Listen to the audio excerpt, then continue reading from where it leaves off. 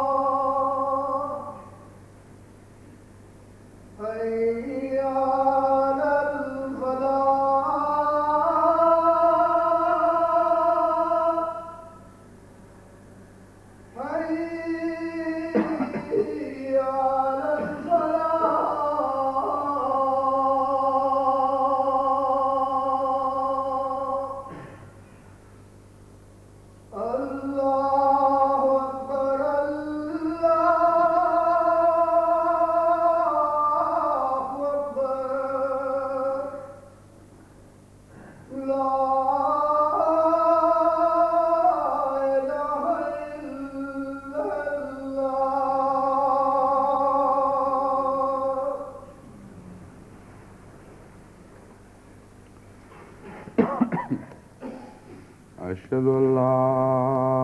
إله إلا الله وحده لا شريك له وأشهد أن محمدا عبده ورسوله أما بعد فأعوذ بالله من الشيطان الرجيم بسم الله الرحمن الرحيم الحمد لله رب العالمين الرحمن الرحيم مالك يوم الدين إياك نعبد وإياك نستعين اهدنا الصراط المستقيم صراط الذين أنعمت عليهم غير المغضوب عليهم ولا الضالين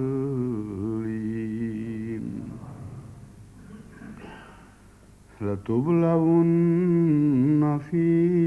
أموالكم وأنفسكم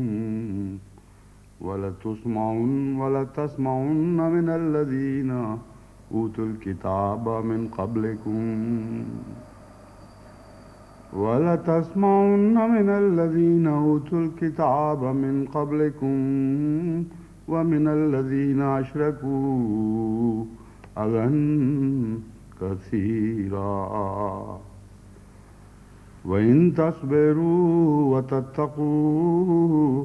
فإن ذلك من عزم الأمور. آل عمران آیت 187. پاکستان سے جو اطلاعیں مسلسل موصول ہو رہی ہیں ان سے معلوم ہوتا ہے کہ جماعت احمدیہ کے دشمنوں نے اپنی ایذاء رسانی کی مہم بہت زیادہ تیز کر دی ہے،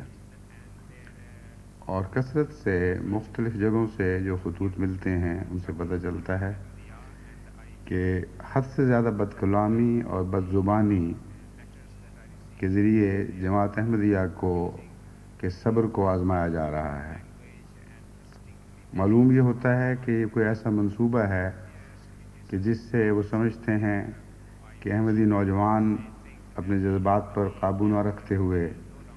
کوئی ایسی جوابی کارروائی کرنے پر مجبور ہو جائیں گے کہ ان کو یہ بہانہ ہاتھ آ جائے کہ گویا تشدد میں احمدیوں نے پہل کی ہے. اس کے بہت سے ایسے پہلو ہیں جن کو جماعت احمدیہ کو خصوصاً پاکستان میں پیش نظر رکھنا چاہیے. حضرت اقدس مسیح موعود علیہ السلام کے زمانے میں جب اس قسم کے حالات پیدا ہوئے تو آپ نے نصیحت فرماتے ہوئے اس طرف بھی توجہ دلائی کہ دیکھو تمہاری بے صبری سے کہیں باقی قوم کسی مصیبت میں گرفتار نہ ہو جائے، اس لیے تمہارا انفرادی صبر دراصل ساری قوم کی نمائندگی میں صبر ہے، اور اس پہلو سے صبر کی اہمیت بہت زیادہ بڑھ جاتی ہے. بعض مقامات پر جماعت کے حالات نسبتاً طاقت کے ہیں، اور وہاں خدا تعالیٰ کے فضل سے ایسے غیور اور طاقتور احمدی نوجوان موجود ہیں کہ جب چاہیں وہ اپنے جذبات کو غالب آنے دیں تو یہ فیصلہ کر لیں کہ اب اس کے بعد ہم مزید حضرت مسیح موعود علیہ السلام کی حد تک برداشت نہیں کریں گے. ان کے اختیار میں ہے اور ان کا ان علاقوں میں روب بھی ہے، جب چاہیں وہ اپنے ذاتی بدلے اپنے مختصر دائرے میں لے سکتے ہیں. لیکن حضرت مسیح موعود علیہ السلام نے غالباً اسی بات کو پیش نظر، اسی امکان کو پیش نظر یا احتمال کو پیش نظر رکھتے ہوئے یہ نصیحت فرمائی کہ جب بھی تم اپنے جذبات سے مغلوب ہو تو تمہیں یاد رکھنا چاہیے کہ تمہارے اور بھی بھائی بہن اور قوم کے دوسرے ایسے افراد ہیں جو کمزور ہیں اور ان کی ذمہ داری تم پر عائد ہوگی. اس لیے جہاں تک صبر کا تعلق ہے جماعت احمدیہ کو پہلے سے بڑھ کر صبر کا دامن تھام لینا چاہیے، اور جس طرح قرآن کریم میں ذکر ملتا ہے کہ مومن جب ہدایت پاتے ہیں تو ایک مضبوط کڑے پر ہاتھ ڈال لیتے ہیں جس کے لیے ٹوٹنا مقدر نہیں. بس صبر کے ساتھ بھی ایسا ہی تعلق قائم کریں، اور کسی قیمت پر اور کسی بدخلقی کے حد سے بڑھنے کے نتیجے میں بھی آپ اپنے صبر کو زخمی نہ ہونے دیں. دوسرا پہلو یہ ہے کہ بعض جگہ جماعت کے نوجوان بے چینی کا اظہار کرتے ہیں اور کہتے ہیں اتنی دیر ہو گئی، یہ لوگ بدکلامی میں حد سے بڑھتے چلے جا رہے ہیں اور ظلم پر ظلم توڑتے ہیں، اور پھر اس کے علاوہ حضرت مسیح موعود علیہ السلام کی گستاخیاں کرتے ہیں اور یہ اعلان کرتے ہیں کہ دیکھو ہم سچے ہیں، ہم نے سب کچھ کر لیا جو تمہارے خلاف کیا جا سکتا ہے اور تمہاری مدد کو تمہارا کوئی خدا نہیں آیا. یہ دلیل دے کر وہ اور زیادہ ان کے دلوں پر چرکے لگاتے ہیں. یہ اللہ تعالیٰ کا فضل ہے کہ جماعت احمدیہ پاکستان کو غیر معمولی استقامت عطا فرمائی گئی ہے، اور مذہب کی تاریخ میں کم ایسے واقعات ملتے ہیں جہاں اس طرح وسیع پھیلے ہوئے علاقے میں لکھوکھا خدا کے بندوں کو اس قدر مستقل مزاجی کے ساتھ صبر اور استقامت کی توفیق ملی ہو. یہ خدا کا غیر معمولی فضل ہے، لیکن اس کے باوجود کچھ کمزور طبیعتیں ہوتی ہیں، کچھ ایسے مزاج ہوتے ہیں جو وساوس کا شکار ہو جایا کرتے ہیں. بس ایسے ہی بعض لوگ مجھے خطوں میں یہ باتیں لکھتے ہیں کہ ہم کیا کریں اور اس کا کیا جواب دیں. ہمارا دل شدید بے چین ہے، کیونکہ یہ لوگ ایک تو ظلم کرتے ہیں، اس کے اوپر پھر ایسی باتیں کرتے ہیں. بعض کہتے ہیں کہ یہ ہم مباہلہ جیت گئے ہیں، دیکھ لو، کیونکہ ہم گند بک رہے ہیں اور اس کے مقابل پر خدا تعالیٰ ہمیں کوئی سزا نہیں دے رہا. اس کا اصل جواب تو اس تاریخ میں مضمر ہے جو قرآن کریم نے ہمارے لیے محفوظ فرمائی ہے، اور بکثرت گزشتہ انبیاء کی تاریخ کو دہراتے ہوئے خدا تعالیٰ بار بار ان ایسی قوموں کے حالات کو ہمارے سامنے پیش کرتا ہے جنہوں نے بعین ہی یہی رویہ اختیار کیا جو آج جماعت احمدیہ کی مخالف اختیار کر رہے ہیں. اور اسی قسم کے انہوں نے بلند بانگ دعوی بھی کیے کہ ہم دیکھ لو خدا کی غیرت کو للکار رہے ہیں، تم پر ظلم توڑتے چلے جا رہے ہیں، اور اس کے باوجود تم مغلوب ہو اور ہم غالب ہیں. اس قسم کی تاریخ قرآن کریم نے آدم سے لے کر حضرت صلی اللہ علیہ وآلہ وسلم کے زمانے تک کے واقعات کی محفوظ فرمائی اور مومنوں کو بارہا اس کی طرف متوجہ کیا. اس تاریخ میں جو بنیادی طور پر سبق دیا گیا ہے وہ تو صبر ہی کا ہے، لیکن اس کے علاوہ خدا تعالیٰ کی طرز عمل اور خدا تعالیٰ کی سنت پر بھی روشنی ڈالی گئی ہے. اس دور میں اسے سمجھنا بہت ہی ضروری ہے، ورنہ ہو سکتا ہے کہ دماغ بہک جائیں اور غلط نتیجے پیدا کریں. جس آیت کی میں نے تلاوت کی ہے یہ آل عمران کی 187 آیت ہے. اس میں مومنوں کو متنبہ کرتے ہوئے فرمایا گیا لَتُبْلَوُنَّ فِي أَمْوَالِكُمْ وَأَنفُسِكُمْ، تم ضرور آزمائے جاؤ گے اپنے مالوں کے نقصان کے ذریعے بھی اور جانوں کے نقصان کے ذریعے بھی. اور صرف اسی پر دشمن بس نہیں کرے گا، تمہارے مال لوٹے گا، تمہارے اموال کو جلائے گا یا نقصان پہنچائے گا، اور تمہاری جانیں تلف کرے گا. اور اس کے بعد وَلَتَسْمَعُنَّ مِنَ الَّذِينَ أُوتُوا الْكِتَابَ مِنْ قَبْلِكُمْ وَمِنَ الَّذِينَ أَشْرَكُوا أَذًى كَثِيرًا، ضرور تمہیں بڑی شدت کے ساتھ ان لوگوں کی طرف سے جنہیں تم سے پہلے کتاب دی گئی اور ان لوگوں کی طرف سے جو در حقیقت مشرک ہو چکے ہیں، شدید تکلیفیں پہنچائی جائیں گی زبان کے ذریعے، کیونکہ تسمعون کا مطلب ہے تم سنو گے ان سے تکلیفیں، تم ان کی طرف سے نہایت تکلیف دے اور دل آزار باتیں سنو گے. وَإِن تَصْبِرُوا وَتَتَّقُوا فَإِنَّ ذَلِكَ مِنْ عَزْمِ الْأُمُورِ، ہماری نصیحت یہ ہے کہ اگر تم صبر کرو اور تقوی اختیار کرو تو یقیناً یاد رکھو کہ یہ بہت ہی عظیم خوش نصیبیوں میں سے خوش نصیبی ہے. یہاں امور سے متعلق، امور کا معنی یہاں باتیں نہیں بلکہ غیر معمولی نصیب ہے. تو یہ بات ہر ایک کے مقدر میں نہیں، یہ غیر معمولی عظیم مقدر رکھنے والے لوگوں کو توفیق ملتی ہے کہ وہ پہلے اپنے اموال لٹائیں، پھر جانوں کا نقصان دیکھیں، پھر اس کے اوپر ان شیخی بگاڑنے والے بدتمیز لوگوں سے نہایت ہی دل آزار باتیں سنیں اور اس کے باوجود صبر کریں. اس آیت کی طرف خصوصیت سے میری توجہ اس لیے مبذول ہوئی ہے کہ آج ہی چک سکندر کے ایک مظلوم کی طرف سے مجھے خط ملا جس میں یہی باتیں بیان ہوئی تھی، اور اس نے لکھا کہ ہمارے سامنے ہمارے اموال لوٹے گئے، ہمارے گھر جلائے گئے، ہمارے مویشی ہلاک کیے گئے اور ہماری جانیں تلف کی گئیں. اور اس کے بعد اب مسلسل وہاں اتنا گند اچھالا جا رہا ہے اور حضرت مسیح موعود علیہ الصلوۃ والسلام کے خلاف اتنی گستاخی کی جا رہی ہے کہ دل پھٹتا ہے اور طبیعت میں حوصلہ نہیں رہتا، ہمت نہیں رہتی کہ ان باتوں کو برداشت کر سکے. اور اس ضمن میں انہوں نے کہا کہ لکھا کہ جب سے نبوت کی تاریخ کا ہمیں علم ہے، اس سے پہلے کبھی کسی قوم کے ساتھ ایسی زیادتی نہیں کی گئی، اور اس سے پہلے کبھی انبیاء کی ایسی بے عزتی اور گستاخی نہیں کی گئی۔ اس کا جواب یہ ہے کہ در حقیقت انسان اپنے محدود دائرے میں رہتے ہوئے اپنی دنیا کو باقی سب دنیا پر غالب سمجھ لیا کرتا ہے، اپنی کائنات کو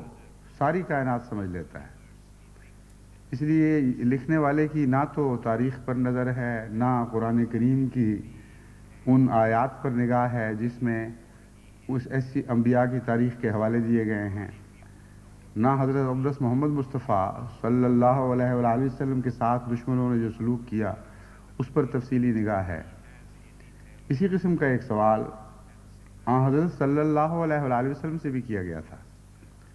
مکہ کے 13 سال جو انتہائی اذیت کے سال تھے، اور قوم نے گستاخی کی حد کر دی تھی اور تمام حدیں پھلانگ گئی تھی در حقیقت، ایسے موقع پر حضرت رسول اکرم صلی اللہ علیہ وآلہ وسلم کے ایک صحابی جو بڑے غیور تھے اور اسلام لانے سے پہلے بے حد معزز تھے،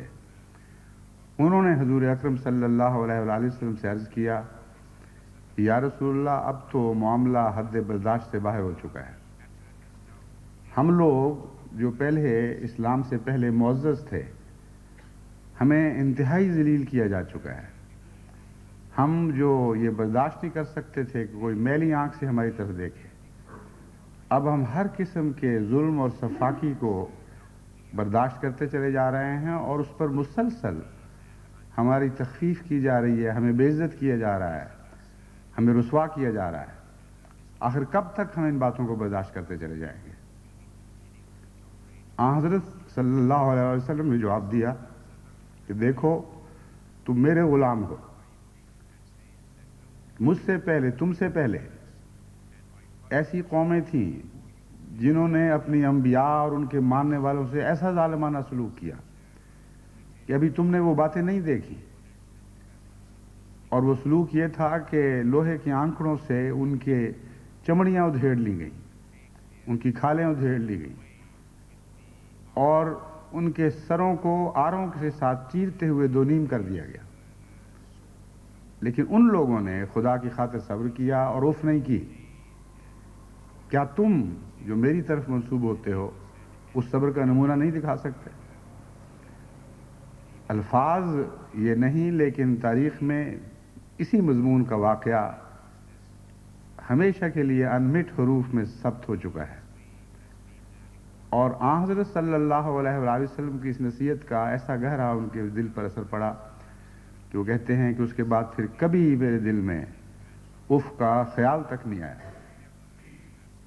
بس ہم بھی تو حضرت اقدس محمد مصطفیٰ صلی اللہ علیہ وآلہ وسلم کی غلامی ہی میں سے اس دردناک دور میں سے گزر رہے ہیں، ہمیں بھی وہی نمونہ دکھانا چاہیے جو محمد مصطفیٰ صلی اللہ علیہ وآلہ وسلم کے غلاموں کو زیبا ہے، جو زیب دیتا ہے ان کو جو محمد رسول اللہ علیہ وسلم کے غلام کہلانے کی خاطر یہ سارے دکھ برداشت کر رہا ہے۔ بس قرآن کریم تو فرماتا ہے کہ تم سے پہلے بھی ایسا ہوا ہے اور تم سے بھی ایسا ہی ہوگا۔ وہ لوگ جن کو تم سے پہلے کتاب دی گئی وہ لازماً تمہیں دکھ پہنچائیں گے اور کسی بات پر ٹھہریں گے نہیں، ہر ظلم کے بعد ایک اور ظلم کی راہ تلاش کرتے چلے جائیں گے۔ اس ضمن میں حضرت اقدس محمد مصطفیٰ صلی اللہ علیہ وآلہ وسلم سے جو سلوک مکے کی گلیوں میں ہوا کرتا تھا اس کا ذکر کرتے ہوئے سورہ الانبیاء کی 37ویں آیت میں اللہ تعالیٰ فرماتا ہے، وَإِذَا رَآكَ الَّذِينَ كَفَرُوا إِن يَتَّخِذُونَكَ إِلَّا هُزُوًا أَهَٰذَا الَّذِي يَذْكُرُ آلِهَتَكُمْ وَهُمْ بِذِكْرِ الرَّحْمَٰنِ هُمْ كَافِرُونَ۔ کہ اے محمد صلی اللہ علیہ وسلم، جب یہ لوگ تجھے دیکھتے ہیں جن لوگوں نے کفر کیا ہے تو سوائے اس کے کہ تجھ سے ٹھٹھا کریں اور تجھے مذاق کا نشانہ بنائیں اور کچھ نہیں کرتے۔ أَهَٰذَا الَّذِي يَذْكُرُ آلِهَتَكُمْ، یہ وہ شخص ہے، دیکھو ذرا اس کی حالت تو دیکھو، یہ باتیں کرتا ہے تمہارے معبودوں کے متعلق. کیسا تحقیر کا جملہ ہے، کس قدر شدت کے ساتھ تذلیل کی جا رہی ہے. اور اظہار آقا کے مضمون سے بات ظاہر ہوتی ہے کہ روزمرہ کا یہ دستور تھا. حضرت اقدس محمد مصطفیٰ صلی اللہ علیہ وآلہ وسلم مکے کی جس گلی سے گزرتے تھے آپ سے یہی سلوک ہوا کرتا تھا، اور 13 سال تک مسلسل یہ سلوک ہوتا رہا ہے. آپ نے تو اف نہیں کی، آپ نے تو خدا سے شکوہ نہیں کیا. خدا نے اس تذلیل کو دیکھتے ہوئے ان لوگوں پر تو بجلی نہیں گرائی جو حضرت اقدس محمد مصطفیٰ صلی اللہ علیہ وسلم پر بجلیاں گرایا کرتے تھے، جن کی خاطر کائنات کو پیدا کیا گیا تھا. اس لیے آج اس سے مختلف سلوک خدا کا آپ نہیں دیکھیں گے. وہ سلوک ہوگا جو اس سے پہلے خدا قوموں سے کرتا چلا آیا ہے. اور اگر آپ کی آنکھیں کھلی ہوں تو آپ وہ سلوک دیکھ سکتے ہیں کہ ہو رہا ہے اور ہوتا چلا جائے گا، یہاں تک کہ قوم کی آنکھیں کھلیں یا یہ قوم زندہ رہنے کے لائق نہ سمجھی جائے، زندہ رکھنے کے لائق نہ سمجھی جائے. پھر قرآن کریم ایک عمومی مضمون بیان کرتے ہوئے فرماتا ہے وَمَا يَأْتِيهِم مِّن رَّسُولٍ إِلَّا كَانُوا بِهِ يَسْتَهْزِئُونَ كَذَلِكَ نَسْلُكُهُ فِي قُلُوبِ الْمُجْرِمِينَ. کہ ان کے پاس کبھی کوئی رسول نہیں آیا یا نہیں آتا، إِلَّا كَانُوا بِهِ يَسْتَهْزِئُونَ، مگر یہ بدبخت ہمیشہ اس سے تمسخر کیا کرتے ہیں. بس حضرت مسیح موعود علیہ السلام کے ساتھ اگر تمسخر کرتے ہیں تو خدا کے ہر پاک بندے کے ساتھ یہی سلوک کیا گیا ہے. اور یہ آپ کی صداقت کی نشانی ہے، نہ کہ جھوٹا ہونے کی نشانی. وہ لوگ جو گند اچھالنے والے ہیں وہ ان لوگوں سے جا ملتے ہیں جو تاریخ میں انبیاء کے مقابل پر کھڑے ہوئے دکھائی دیتے ہیں، اس گروہ میں جا کے شامل ہو جاتے ہیں. اور انبیاء کا گروہ ہمیشہ آپ کو وہی دکھائی دے گا جو مظلوم ہے، جس کے خلاف زبانیں دراز کی جا رہی ہیں، گند اچھالے جا رہے ہیں، ہر قسم کی بکواس کی جا رہی ہے، ہر قسم کی ذلت و رسوائی ان پر ٹھوسی جا رہی ہے. اور یہ ایک طرفہ یہ مضمون چلتا چلا جاتا ہے اور یوں معلوم ہوتا ہے کہ جیسے خدا اپنے انبیاء کی غیرت کے معاملے میں بحث ہو چکا ہے. لیکن خدا بحث نہیں ہوا کرتا. خدا کا جواب ہمیشہ بالآخر ان لوگوں پر غالب آیا کرتا ہے، اور یہ قومیں خود ہمیشہ کے لیے تاریخ میں تمسخر کا نشانہ بن جایا کرتی ہیں. ایسے لوگوں کے متعلق قرآن کریم فرماتا ہے کہ قیامت کے دن ان کے ساتھ جو معاملہ ہوگا اس میں ان کی بازی الٹا دی جائے گی. اس وقت مومن ان کو اس طرح دیکھیں گے جس طرح دنیا میں یہ مومنوں کو دیکھا کرتے تھے. اور فرمایا دنیا میں ان کا کیا حال تھا، ان الذین اجرموا کانوا من الذین آمنوا یضحکون.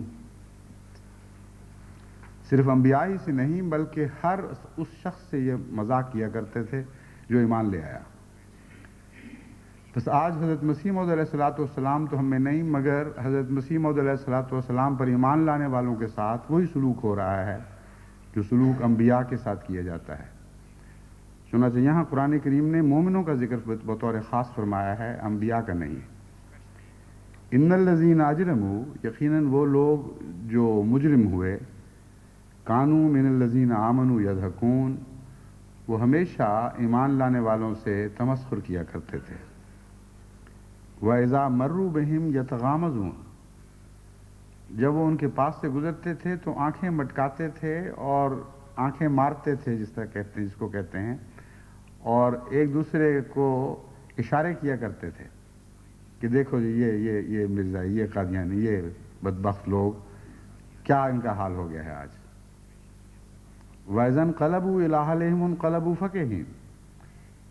اور جب وہ گھروں میں لوٹتے تھے تو گھر میں لوٹ کے یہ باتیں کیا کرتے تھے، بڑی بڑی باتیں کرتے تھے، بڑے بڑے مذاق اڑاتے تھے کہ آج ہم نے دیکھا ہے رستے میں چلتا ہوا ایک شخص اس طرح مفلوق الحال، بے بس، بے یار و مددگار، اور ہم اس کے اوپر باتیں بناتے رہے اور اس کو کوئی اختیار نہیں تھا کہ وہ جواباً ہمارے متعلق کوئی زبان کھول سکتا. وَإِذَا رَأَوْهُمْ قَالُوا إِنَّ هَٰؤُلَاءِ لَضَالُّونَ، اور یہ باتیں کر کے ان باتوں کو اپنی صداقت کا نشان بتاتے ہیں، اور یہ بتایا کرتے تھے کہ دیکھ لو ہم نے یہ سب کچھ کیا، ہم سچے اور یہ جھوٹے نکلے۔ یہ گمراہ لوگ ہیں جن کے خلاف ہم یہ زیادتیاں کر رہے ہیں اور ان کی کچھ پیش نہیں جا رہی۔ آج پاکستان میں یہی صداقت کا نشان یہ لوگ آج پیش کر رہے ہیں، جو کل ان کے کذب اور ذلت کا نشان بن کے قیامت کے دن ان کے سامنے پیش کیا جائے گا۔ لیکن قیامت کس نے دیکھی ہے؟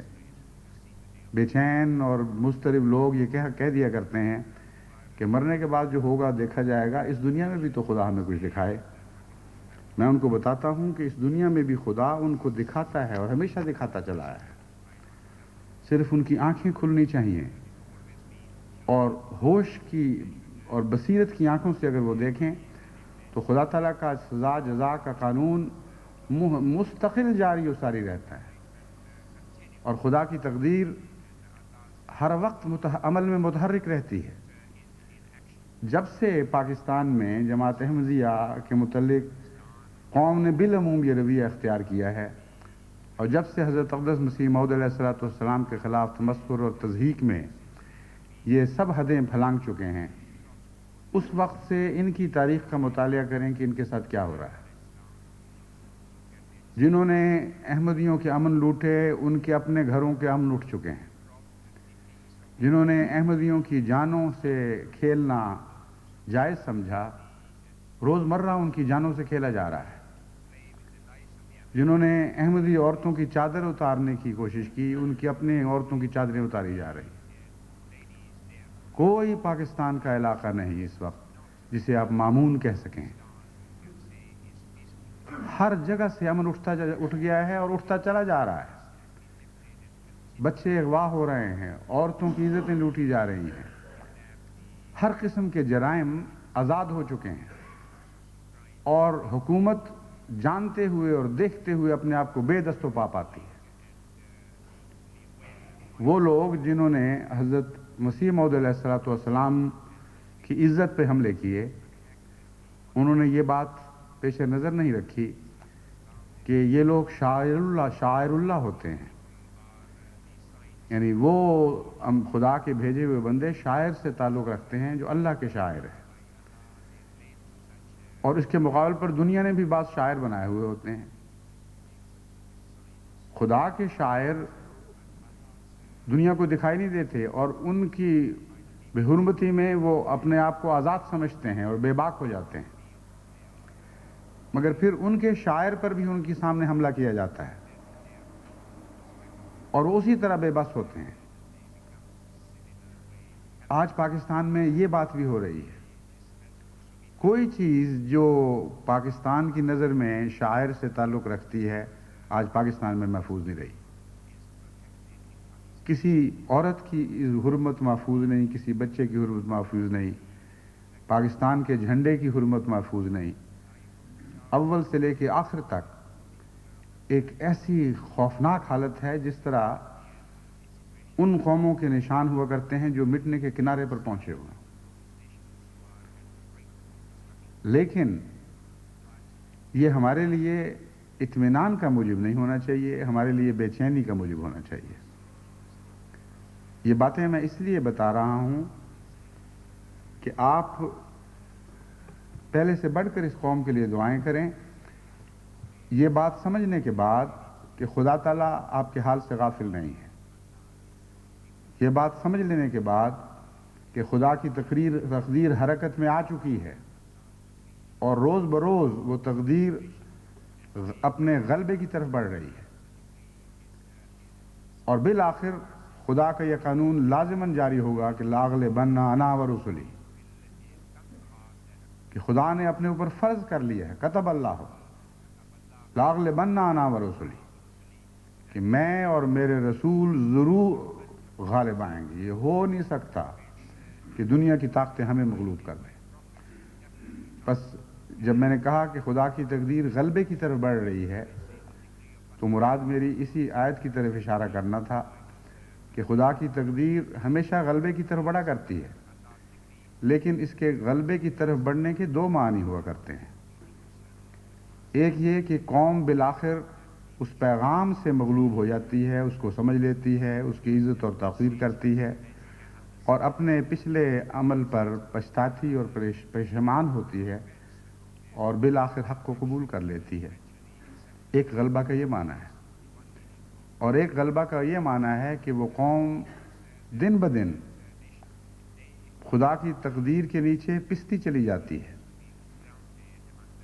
اور اس دوران اگر پھر بھی وہ عقل اور ہوش کے ناخن نہ لے تو صفحہ ہستی سے مٹا دی جاتی ہے۔ ان دو غلبوں کے سوا مذہب کی تاریخ میں ہمیں اور کوئی شکل دکھائی نہیں دیتی۔ تمام انبیاء گزشتہ کی تاریخ کا مطالعہ کر لیں تو انہوں میں سے ایک بات ضرور ہو کر رہی ہے، یا ان قوموں کے تکبر مٹ گئے اور انہوں نے عاجزانہ طور پر اپنے آپ کو خدا کے حضور پیش کر دیا، یا ان قوموں کے وجود صفحہ ہستی سے مٹا دیے گئے، اور پھر ان کا نام و نشان صرف تاریخ کے صفحات میں ملتا ہے، اور وہ بھی حسرت کے ساتھ۔ جیسا کہ قرآن کریم میں فرمایا، یا حسرتاً علی العباد، دیکھو ان بندوں پر کیسی حسرت ہے۔ اگر وہ قومیں غالب آتی تو وہاں حسرت کا مضمون اطلاق نہیں پا سکتا تھا۔ مراد یہ ہے کہ یہ استہزاء کرنے والے ہمیشہ مغلوب ہوئے ہیں، اس لیے یا تو پھر بعد میں دیر میں آتے ہیں اور شرمندہ ہوتے ہیں اور پچھتاتے ہیں اور روتے ہیں اور گریہ ازاری کرتے ہیں اور استغفار سے کام لیتے ہیں، اور یا پھر خود ان کی عظمتیں مٹا دی جاتی ہیں۔ بس ہمیں یہ دعا کرنی چاہیے کہ خدا ہمیں وہ نشان دکھائے جو دلوں کے غلبے کا نشان ہے، اور ہماری اس قوم کو ایمان لانے والوں میں شامل کرے۔ حضرت مسیح موعود علیہ السلام نے اسی زمانے کے متعلق غالباً، میرا تو یہی یقین ہے کہ اسی زمانے کے متعلق فرمایا ہے، خدا کرے کہ یہ بات ہم اپنی آنکھوں سے پوری ہوتی دیکھ لیں۔ امروز قوم من نشناسد مقام من، روزی بگریہ یاد کن از وقت خوشترم، کہ اس میری قوم نے آج میرے مقام کو نہیں پہچانا اور ظلم اور تعدی میں حد سے بڑھ چکی ہے، لیکن ایک دن آنے والا ہے کہ میرے خوشتر وقت کو حسرت سے یاد کیا کریں گے کہ کاش ہم اس زمانے میں ہوتے۔ بس خدا کرے کہ یہ دوسرا وقت ہم اپنی آنکھوں سے آتا ہوا دیکھ لیں، اور اس قوم پر خدا کی تقدیر اپنے فضل کے ساتھ غالب آئے، اپنی رحمتوں کے ساتھ غالب آئے، ہدایت ان پر غلبہ پالے، اور ان کے دلوں کی سب کجیاں دور ہو جائیں، اور وہ تقدیر ہم اپنی آنکھوں سے پوری ہوتی نہ دیکھیں، یعنی خدا فضل فرمائے اور ہمیں اس دکھ سے بچائے کہ اس قوم کو خدا کی تقدیر کی چکی کی نیساد کے اندر پستے ہوئے دیکھیں اور پارا پارا ہوتے ہوئے دیکھیں، یہاں تک کہ صفحہ ہستی سے ان کا نشان مٹا دیا جائے۔ اس وقت قوم کی جو حرکتیں ہیں وہ اسی طرف جا رہی ہیں، اور شدید بے چینی کے ساتھ دعا کی ضرورت ہے۔ بار بار کی نصیحتوں کے باوجود یہ لوگ باز نہیں آئے اور پشیمان نہیں ہوئے، لیکن اس کے باوجود جہاں تک میں نے جائزہ لیا ہے،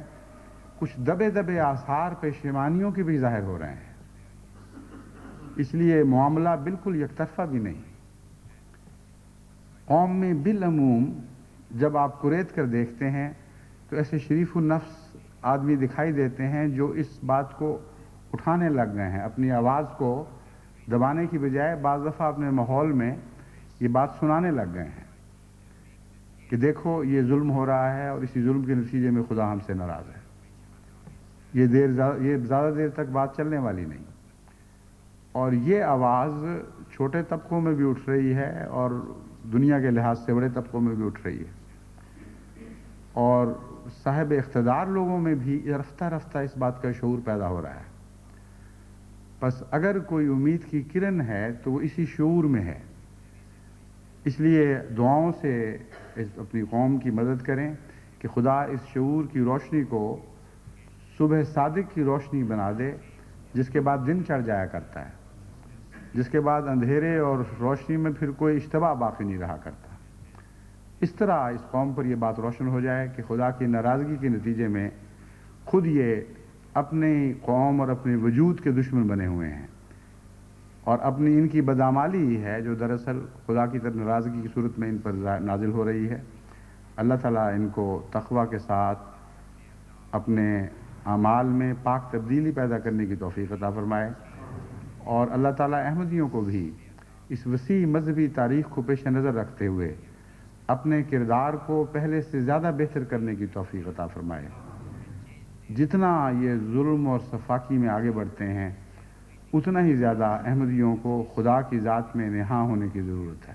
یہی ایک علاج ہے، اس کے سوا اور کوئی علاج نہیں ہے۔ صبر کا دامن ہاتھ سے نہ چھوڑیں، اور جتنا یہ گند اچھالتے ہیں اتنا ہی آپ خدا والے بننے کی کوشش کریں، خدا کی صفات اپنے اندر جاری کرنے کی کوشش کریں۔ حضرت مسیح موعود علیہ الصلوۃ والسلام نے ہمیشہ کے لیے یہ گر ہمیں سکھا دیا ہے کہ عدو جب بڑھ گیا شور و فغاں میں، نہاں ہم ہو گئے یار نہاں میں۔ ہم اپنے یار نہانی میں جو دل میں بسا کرتا تھا، پہلے تو وہ ہمارے اندر چھپا ہوا تھا، پھر ایک ایسا وقت آیا کہ جب دشمن نے شور و شرابہ کیا تو ہم اپنے یار میں چھپ گئے اور اس کے اندر غائب اور پنہاں ہو گئے۔ بس دنیا کے شور و غوغا سے گھبرا کر اگر آپ نے دوڑنا ہے تو خدا کی طرف دوڑیں، اگر چھپنا ہے تو خدا کے وجود میں چھپ جائیں۔ اور جو لوگ خدا کے وجود میں چھپ جایا کرتے ہیں ان کو دنیا کی کوئی طاقت مٹا نہیں سکتی، وہ لازماً غالب آیا کرتے ہیں۔ اللہ تعالیٰ سب احمدیوں کو تقوی اور نیکی اور طہارت اور نیک اعمال اور خدا کی محبت میں پہلے سے بہت زیادہ بڑھا دے۔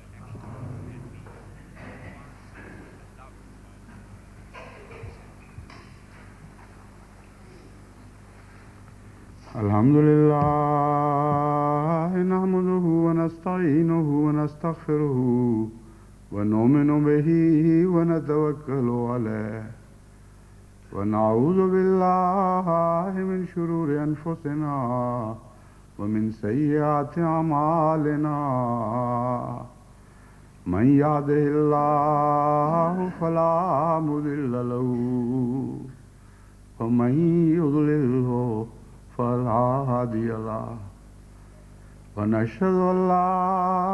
اله الا الله وحده لا شريك له ونشهد ان محمدا عبده ورسوله عباد الله رحمكم الله ان الله يأمر بالعدل والإحسان وإيتاء ذي القربى وينهى عن الفحشاء والمنكر والبغي يعظكم لعلكم تذكرون اذكروا الله يذكركم وادعوه يستجب لكم ولذكر الله أكبر